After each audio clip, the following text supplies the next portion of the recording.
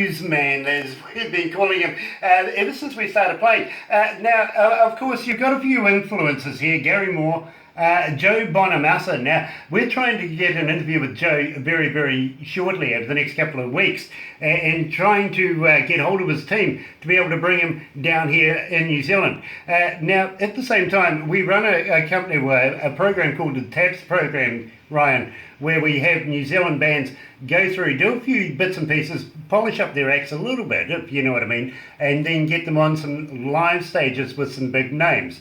We would love to be able to get you on stage up and down the countryside here, and possibly even over in Australia. I don't know whether we should share them with Australia. What do you think? No, I don't mind. We'll take their money. We like taking their money. What do you reckon? Would you be interested in working with us, Ryan? Look, I would love to. What an absolute, pleasure. Honour to be playing with a great like that. They're absolutely stunning. So look, if you can set that up, I'll be there for sure. Nice. Well, at the same time, we do have a number of other bands that are coming into the country as well. I was talking to you and confirmed this morning, of all things, that Scott Stapp, the lead singer of the band Creed, is coming to New Zealand with a band called Vox, and we would like to be able to put a couple of Kiwis. Now, you see, this is what TAPS is all about, is getting Kiwi bands on the big stage, and we have to bring in some big names to be able to get people to come along and fill those arenas. But it's all about getting our bands, our music, and our artists that world stage presence, so that we can send them out into the world and know that they're going to be able to cope with places like, for instance, in America, Germany, even Canada, England, places like that. And we feel that there's nobody here in New Zealand that are actually priming these artists, these talented people, to be able to go out into the world and look after themselves while they are on stage. And that's why we're inviting you along to be able to come and be a part of it. Even though you're not part of TAPS yet, we have room and versatile that we can recognise good talent and know that we want to be able to work with you. So if you'd be honoured to work with us, we certainly would be as well. I would love to. What a great opportunity. And as you said, there doesn't seem to be a lot of that around. And I mean, as you know, in New Zealand, we do have such amazing artists of all different styles and things like that we just don't get to see. And it is such we are just such a small part of the world.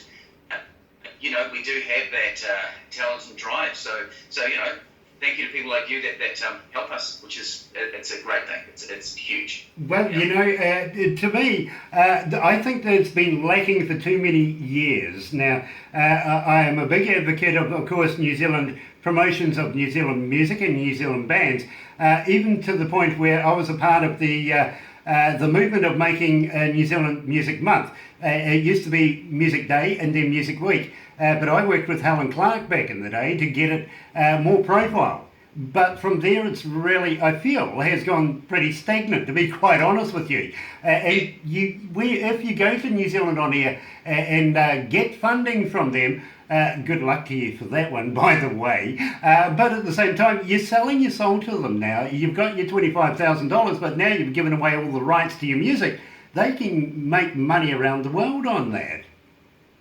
Yes, and it's tough, isn't it? And a lot of us too that are a little unsure of how that whole process works. So again, having someone like yourself that sort of takes people through those steps to pick their rights and things like that for the music is so important as an artist. Yeah. Exactly. That's why we're not recommending you actually go to the government and get funding. We kind of figure there's a better way. And of course, once you do get your funding, what sort of support have you got? You're just left there hanging. You can't guarantee that you're going to get on radio or any radio play. You certainly can't and won't get any help get on stage. So what's going on here? You only go so far, and then of course the government is laughing at you by saying you're not going to get any royalties. It's all ours now. We bought it off you for $25,000 measly dollars.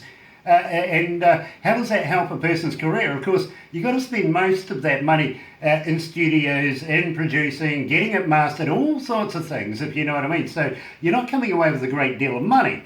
At the same time, we're reversing that and saying, hey, listen, if you've got a band, 5 people in a band, put $500 each in. It's a Good Friday night, I know that, okay, fair enough, but still, put $500 each in, there's $2,500, and we can guarantee you that we can get you recorded, get you produced with one of the best producers in New Zealand, get you mastered by a guy who mastered the band's Queen, The Who.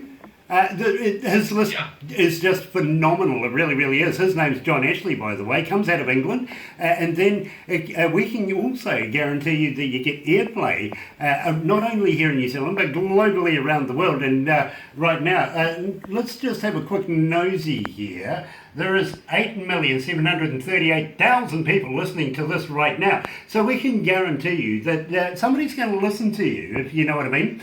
And then at the same time, we also have contacts where we are bringing bands into the country. Of course, the famous Barbara here, she manages a company called Aurora Entertainments that brings people in. And of course, we have the COO, Emphatic, and he is an absolute superb man in his own right.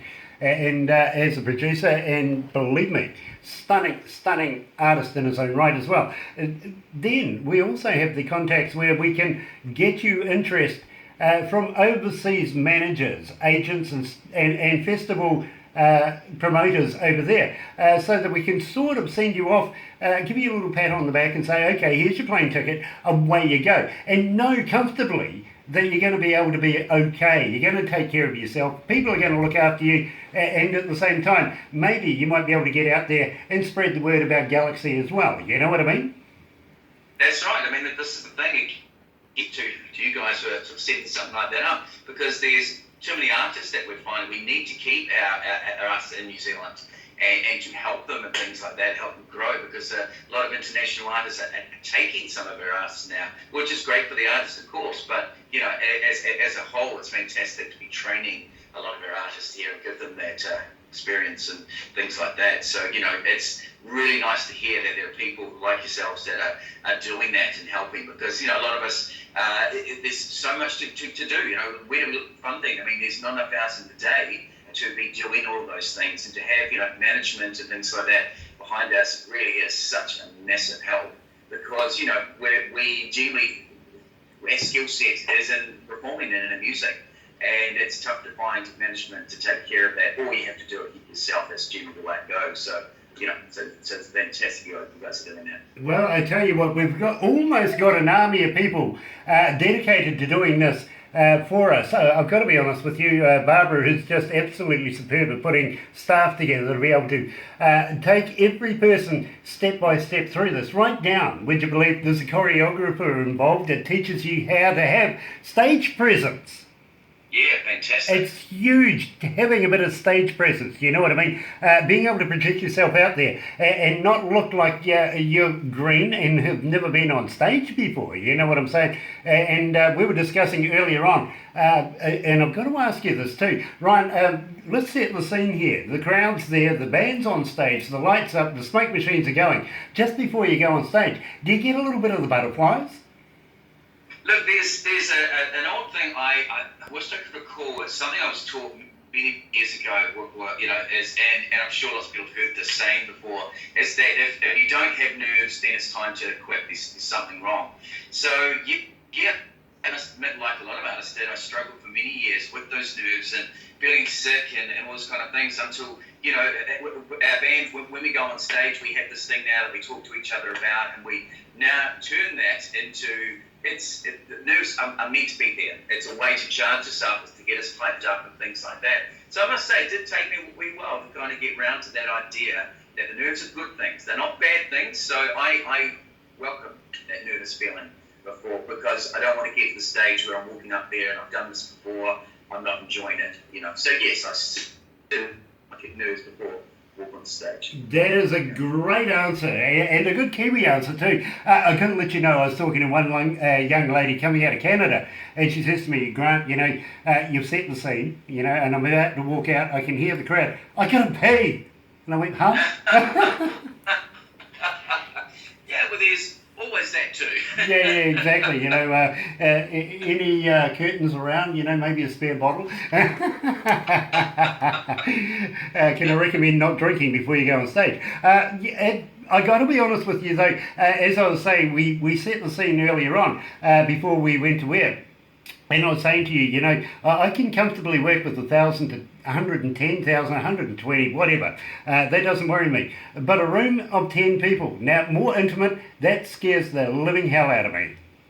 Yes, look, I totally agree. In fact, for a friend of the family's the other day, there was a wedding, and it was in the tiniest room, smallest room you could ever find, and it was just me sitting down playing the guitar and singing to about 10 people, and you could have heard a pin drop.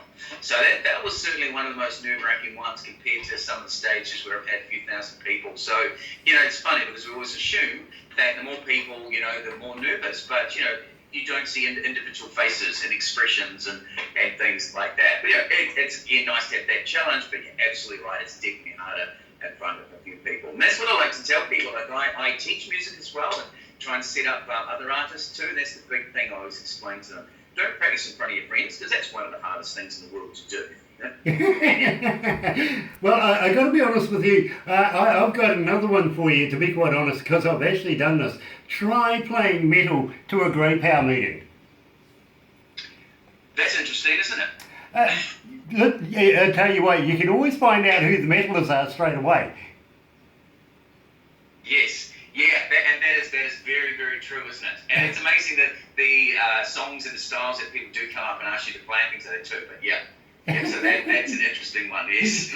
I've actually done it, I really, really have. At the same time, I have been accused of actually blowing people's hearing aids. Now that's brilliant. Well, I was doing actually a show at the local Cosy Club here, and of all people, of course, it was Moondog that was the headline act for the night, to be quite honest.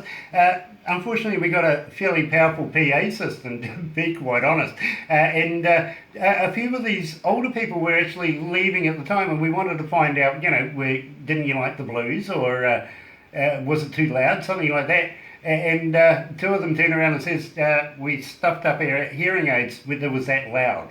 And I went, wow. Nice. Let me replace the batteries in your hearing aids. We have a few, actually. We use for other instruments vicariously. So I replaced the batteries in their hearing aids, and I took that accolade. I'm quite proud of it. That's a great story. It really happened. It really, really did. Now, I've got to talk to you because, again, now we're moving up in the scale of music that is really, really getting a lot of requests from. Now, we've been playing you now for a couple of weeks here at Galaxy, and we've been getting a lot of interest, especially on this particular track. Tell me about On a Train to Chicago. Okay. Yeah, that was one of the first ones that I wrote probably a year ago. And we're, funny enough, you mentioned before, we've just done the tour of Route 66. And so, of course, we started it in good old Chicago, being from New York across. And, of course, again, always, it's that whole Robert Johnson, as I may have talked about earlier, about the fact that I just have always been intrigued with that whole story. So the whole idea that Robert Johnson went from the crossroads and ended up in Chicago amongst many places. So it's about that train ride, yeah. So heading to and passing through the different states and the things he would have seen across America and things like that. So it's nice to tie in with the Route 66 trip, and of course that whole nice Robert Johnson. So that's kind of that whole idea, and you know, living in the days of the blues, of the suitcase and things like that. So it's a nice little story, yeah. I got to ask you, though, the fascination with Robert Johnson, that didn't have a little Scott Bio kind of movie start to it, did it? Yeah. Yeah. That's right. So it's amazing there have been many movies that, isn't there, over the years on the Robert and things like that too. So yeah. So the film clip that we did film, we've got the basis of actual footage of when we were on. So we've taken it's a bit of clip on YouTube at the moment, yes. You know, I kind of got that when I actually watched the video itself, your video, by the way, and I really thought, you know, this is the question I got to ask because it really does seem rather familiar. Now I know what the influences were there and what a great influence it is. So, without further ado, here he is, right here at Galaxy, Ryan Neville on a train to Chicago.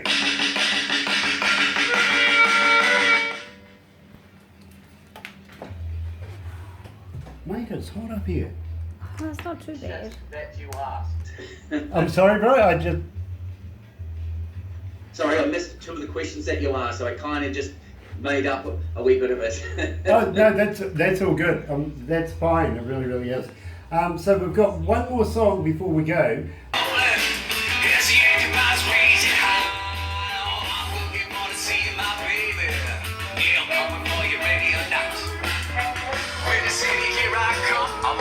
Chicago. Yeah, the way the city, here I come. I want to train to Chicago. Oh, with the city, here I come. I'm on the train to Chicago.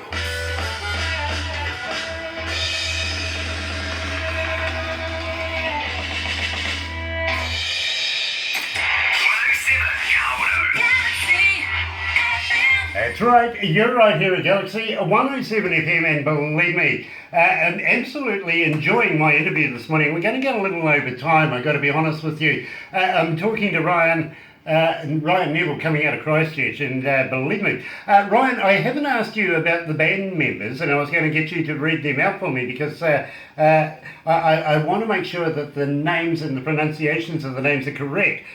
So we'll start off with Steve Hill. I can get that one. Sure. So yes, in a band we've got an amazing look. I must say before I mention the names that I've been fortunate to meet these guys. We just had such a great time together, really good bond, as you know, which is important in a band, and we all get on extremely well. So yes, director, he's our musical director, so he kind of gets us into line from time to time and sort of make sure we're practiced up. So that's Steve Hill, he's a bass player and musical director. Chantel Rakic is one of our singers. She's our keyboard player as well. So Chantel stars in a couple of our songs that we do in our sets. Emmeline Rose Sperry is a stunning singer also. So she does backing vocals as well, vocals in some of our songs. And the newest member, so all the way from Spain, and he's a drummer. So so just trying to think. So Fernando Gomez, he's been with us for he's our newest member. Probably only been with us for about 3 or 4 months now. So and he's fitted in beautifully. And of course, being from Spain, he's organised us some shows in Spain, which is really lovely. That's a next year tour. So look where he was brought up. You know something? I think I want to have a chat to Fernando. Well, actually, I seen Barbara raise her eyebrows, and she goes, maybe we need to have a chat to Fernando Gomez. And so I might get you to set that up for us at some stage, because we would love to be able to take some artists over there as well. You never know, it might be a bob in it for Fernando as well. Lovely. And look, he's a wonderful guy. Look, we get on really well, and I was really pleased to get him into the band. He's a phenomenal and all-round really nice guy. Yeah, so I'm not going to break out with the ABBA songs now. I respect them too much. Now, I've only got time for one more, and believe me, I've got a few more songs I could put in, and I've got to thank you for passing those on to Barbara and getting Barbara to pass them on to us. I've got to let you know, though, we get about 30 to 50 bands a day get in touch with us, and out of that, of course, Barbara goes to the production team. They argue like crazy. Then it goes to the board of 12 people, and they argue with Barbara and the production team, and then it comes back to the production team, back to Barbara, and I get the final say. So maybe in a week we might get about 3 interviews done, if you know what I mean, because we only choose the best. And I've got to welcome you and thank you very much, humbly, from us here at Galaxy, for taking the time out of your day to have a chat to us.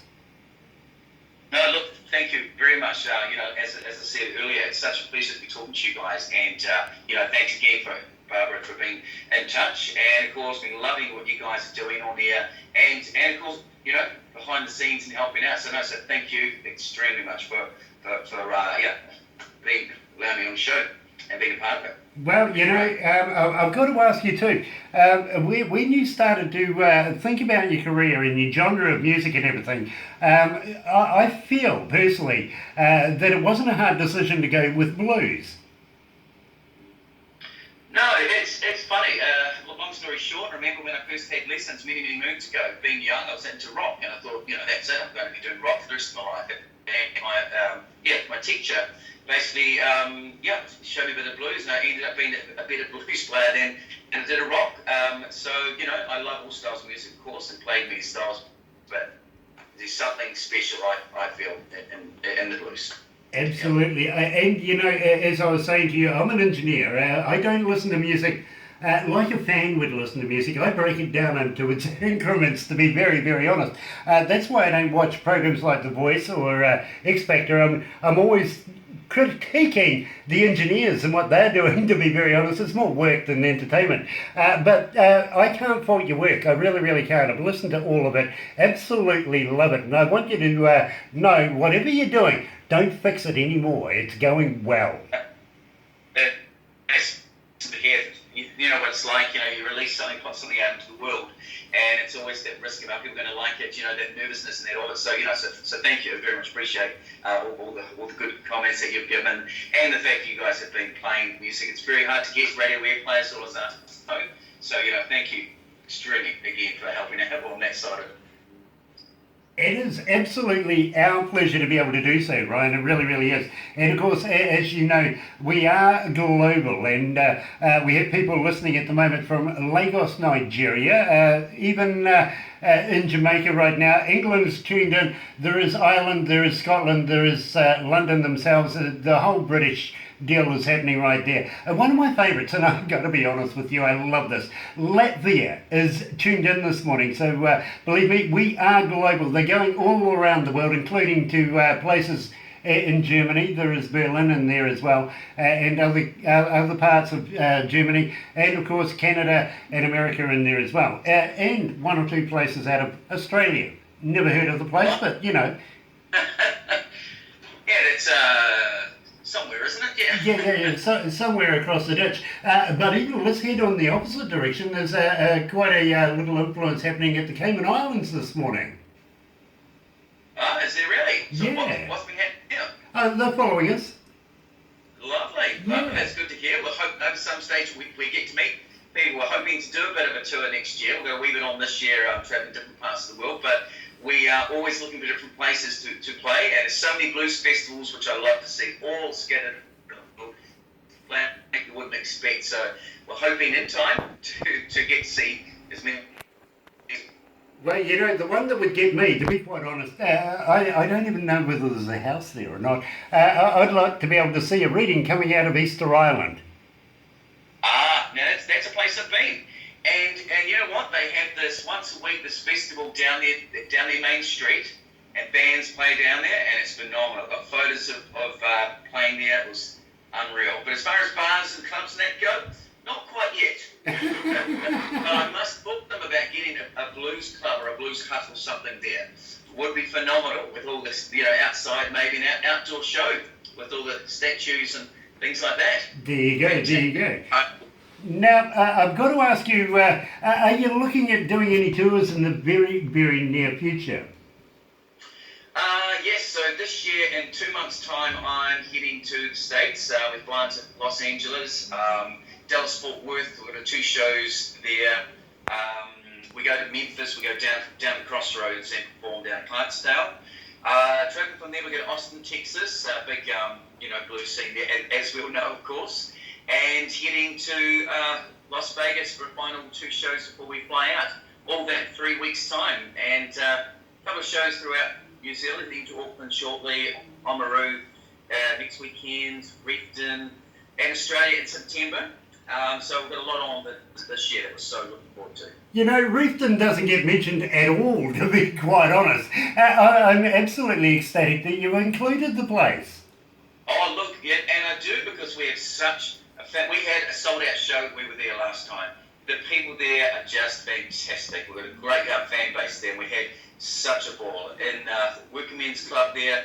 It was just fantastic. What a great time and great group of people. I got to let you know that I actually have a farm down Burks Creek Road in Reefton, down by the sawmill. Really? Lovely. Yeah. Look, and it's you're right that you sort of pass through going to the coast, but people need to spend a wee bit more time in Reefton. There's some real gems there, that's for sure. Some great people, great place. Absolutely. And you know something, I was a bad boy once and they made me go up and paint the big white cross. Uh-oh. Oh, no. I just think that the older folks didn't want to go up and do it, so they get somebody that was being kicked out of school for a couple of hours or two. Go on, up you go. You can paint it. Took me all day. I didn't mind a day of school at all, to be quite honest.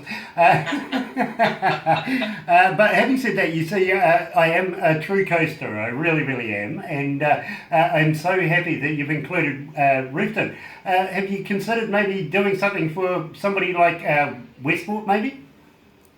Westport, I must admit, it's been a wee while since we've actually performed in Westport. But again, we love the coast. And they've got like a nice little blues club there and that as well, sort of Westport. Greymouth, again, great blues scene happening over there. It's just time. We've just got to get a bit more time and we'll get that direction, that's for sure. Well, I've got to ask you as well.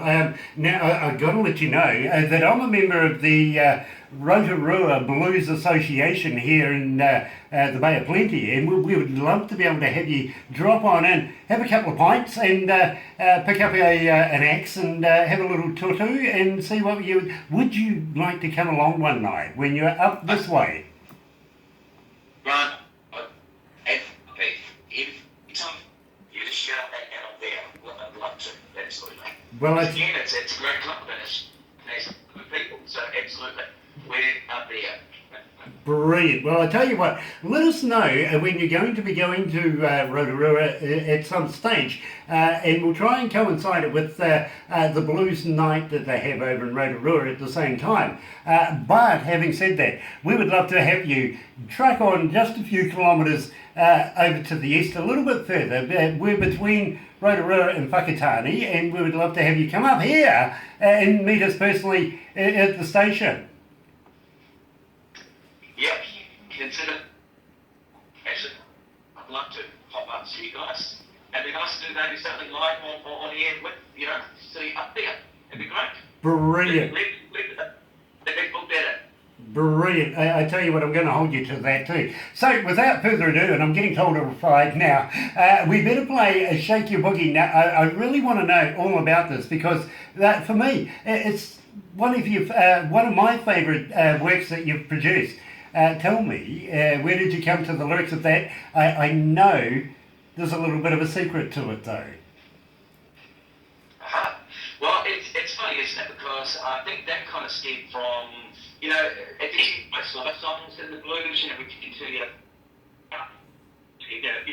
blues song, you have to talk about, the breaking up with your wife, your partner, the dog that died, that kind of thing. And it's all stuff, it's true. It's so easy to and I tend to write the ballads. I just have that connection. And I thought, look, I need to write something a bit upbeat, get people up to do it at shows. And of course, so I hunted down this song. So it actually it isn't one of mine. So there's a nice little secret there. So Shake Your Boogie was Snooky Fryer. In the blues, there were many artists that covered people's songs. It's very difficult to track down who originally wrote the song, but I do believe I'm correct in saying that he produced and wrote this song. Yes, yeah, I think you're quite right, actually, and I wasn't going to be as crass to say it was a cover. I wouldn't go there. So here you are, right here at Galaxy 107 FM, Ryan Neville, and Shake Your Boogie.